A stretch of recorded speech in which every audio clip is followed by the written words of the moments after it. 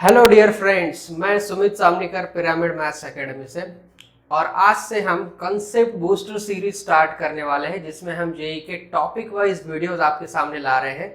उसमें आज सबसे पहला पार्ट हम लोग लेने वाले हैं, that is permutation and combination. तो इन सारे टॉपिक्स के हम पार्ट वाइज वीडियो आपके सामने लेके आने वाले हैं, जिसमें सबसे पहले परम्यूटेशन कॉम्बिनेशन का फर्स्ट पार्ट मैं आपके सामने आज बताने वाला हूं।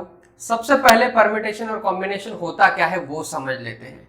तो परम्यूटेशन मतलब जहां जहां पे हम लोग अरेंजमेंट की बात करेंगे वहां वहां पे परम्यूटेशन आएगा। अरेंजमेंट किसी भी चीज का हो सकता है, that will be either sitting arrangement, और अगर हम लोग कंसिडर कर रहे हैं कि फिजिक्स केमिस्ट्री मैथ्स की बुक है एक बुक शेल्फ में, तो उनको सब्जेक्ट वाइज अरेंज करना है, that is also an arrangement. So वहां पे हम लोग क्या यूज करेंगे, परम्यूटेशन यूज करेंगे।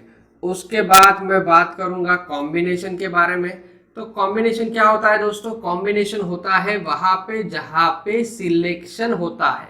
सिलेक्शन मतलब जहां जहां पे सिलेक्शन आता है वहां वहां पे कॉम्बिनेशन। तो हम लोग for example Indian cricket team का सिलेक्शन कर रहे हैं, 15 में से 11 क्रिकेट प्लेयर हम लोग सिलेक्ट करेंगे for playing the match.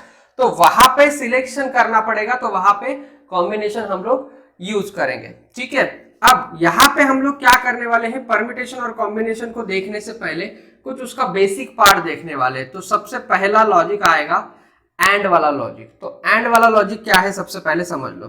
For example Aurangabad है, बैंगलोर है, चेन्नई है। औरंगाबाद से बैंगलोर जाने के लिए 3 रास्ते हैं, 1 2 3, और बैंगलोर टू चेन्नई जाने के लिए 4 रास्ते हैं, 4 5 6 7। सो औरंगाबाद टू चेन्नई जाना है मुझे वाया बैंगलोर। तो in how many ways I can go? तो टोटल कितने वेज होंगे देखो, 1 4 1 5 1 6 1 7, 2 4 2 5 2 6 2 7, 3 4 3 5 3 6 3 7। So there are total how many ways? 12 ways। तो B को जाना मेरे लिए यहाँ पे क्या साबित हो रहा है? कंपल्शन साबित हो रहा है। B को जाना मेरे लिए कंपल्शन है, मतलब मैं A to B जा रहा हूं एंड B to C जा रहा हूं। तो यहाँ पे एंड वर्ड आ रहा है, ये यहाँ पे मुझे चॉइस नहीं है B के लिए, B के लिए कंपल्शन है। तो A to B and B to C, तो A to B and B to C को यहाँ पे जैसे 3 और ये 4 रास्ते हैं, तो इसको मैं लिख सकता हूँ 3 into 4 which is equal to 12, 3 into 4, 3 and 4, that is 3 into 4 is equal to 12। तो इसका मतलब एंड का मीनिंग क्या हुआ दोस्तों? एंड का मीनिंग हुआ मल्टीप्लीकेशन। एंड का मीनिंग हुआ मल्टीप्लीकेशन।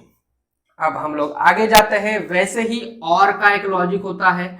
और का लॉजिक कैसे होगा देखो, A है, B है, C है। अब मैं सिर्फ औरंगाबाद से निकल रहा हूं और मेरे पास 2 चॉइसेस है, B और C। और ये वर्ड हम तभी यूज करते हैं when we have choices, either this और दिस। तो मेरे पास चॉइस है B की तरफ जाना है या C की तरफ जाना है। तो either I will go from A to B और A to C। तो यहाँ पे 1 2 3 4 5 6 7, तो मेरे पास चॉइस है, तो either I will go for 3 और 4। मतलब एक तो मैं 3 रास्तों से एक रास्ता पकड़ लूंगा या 4 में से एक। तो 3 + 4, 3 + 4 इज इक्वल टू कितना आएगा? 7 आएगा। तो यहाँ पे और मतलब क्या होता है? प्लस होता है। तो ये अच्छी तरीके से समझ लो, और मतलब प्लस होता है और एंड मतलब मल्टीप्लीकेशन होता है। तो सबसे पहला इंपॉर्टेंट पार्ट ये है परम्यूटेशन एंड कॉम्बिनेशन में, बिफोर मूविंग फॉरवर्ड, एंड और। तो ये वाला हम लोगों ने क्लियर कर लिया। नाउ नेक्स्ट पार्ट इज, हम लोग नेक्स्ट पार्ट देखने वाले हैं रिगार्डिंग परम्यूटेशन। तो परम्यूटेशन में हम लोग फॉर्मूला बेस्ड भी जा सकते हैं और कुछ एक प्रिंसिपल भी यूज कर सकते हैं। तो फॉर्मूला के लिए हम लोग थोड़ा वेट करेंगे, उसको हम बाद की वीडियो में देखने वाले हैं। फिलहाल हम लोग देखेंगे परम्यूटेशन को सॉल्व कर सकते हैं by using principle called as counting principle. Counting principle काफी इंटरेस्टिंग पार्ट है। जैसे नाम में है काउंट करो 1 2 3, वैसे ही हम काउंट कर सकते हैं। किस तरीके से मैं आपको समझाता हूं। काउंटिंग प्रिंसिपल है, फॉर एग्जांपल 3 दोस्त है A B और C। तीनों दोस्त मूवी देखने गए, तो ऑब्वियसली उनके पास टिकट्स होंगे उसके, तो उनके पास टिकट्स है, वो टिकट लेके उनके रिस्पेक्टिव चेयर के यहाँ पे गए। 1 2 3 चेयर्स अवेलेबल थे। तो मेरा सवाल ये है कि ये तीनों चेयर पे कितने तरीके से बैठ सकते हैं, मतलब in how many ways they can sit on their respective chairs. तो अगर मुझे ये ढूंढना है तो मैं सिंपल ये करूंगा, ए बी सी, मतलब ए यहाँ पे, बी यहाँ पे, सी यहाँ पे। दूसरा तरीका है बी ए सी बी, तीसरा है बी ए सी, फिर बी सी ए, फिर सी ए बी, फिर C B A. Not necessary in order, लेकिन टोटल 6 वेज रहेंगे। तो टोटल 6 तरीके से वो लोग वहां पे बैठ सकते हैं तीनों चेयर पे, ठीक है, अलग अलग कॉम्बिनेशन ये वाले यूज करके, ठीक है। अब यहाँ पे 3 लोग थे तो ये सॉल्व करना इजी था। जैसे ही ये 4 हो जाएंगे ये थोड़ा डिफिकल्ट होगा, जैसे ही 5 हो जाएंगे और थोड़ा डिफिकल्ट होगा।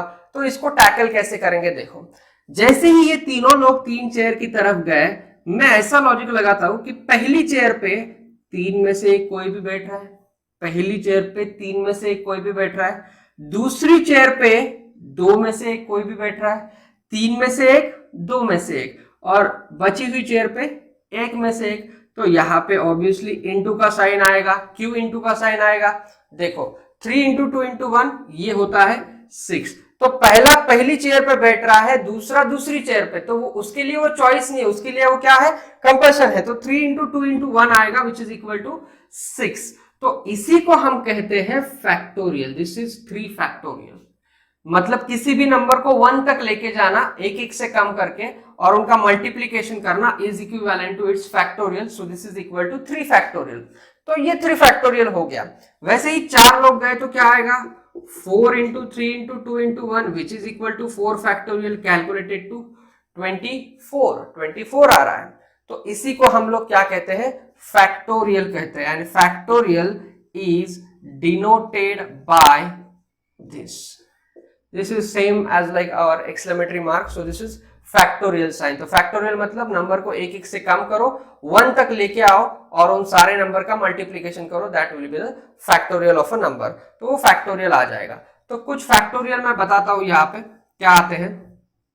0 फैक्टोरियल 1, अभी मैंने बताया कि फैक्टोरियल मतलब एक एक से कम करके 1 तक लाना है। तो यहाँ पे तो 0 है ऑलरेडी, तो ये 1 कैसे, तो ये मैं आने वाले वीडियोज में आपको बताऊंगा। 1 factorial 1, 2 factorial 2 into 1 2, 3 factorial 3 into 2 into 1 6, 4 factorial 4 into 3 into 2 into 1 which is equal to 24। इसी तरीके से आप आगे के फैक्टोरियल्स भी सॉल्व कर सकते हैं। अब इसमें एक छोटा सा कैलकुलेशन मैं आपको बताता हूं कि किस तरीके से कैलकुलेट करना है।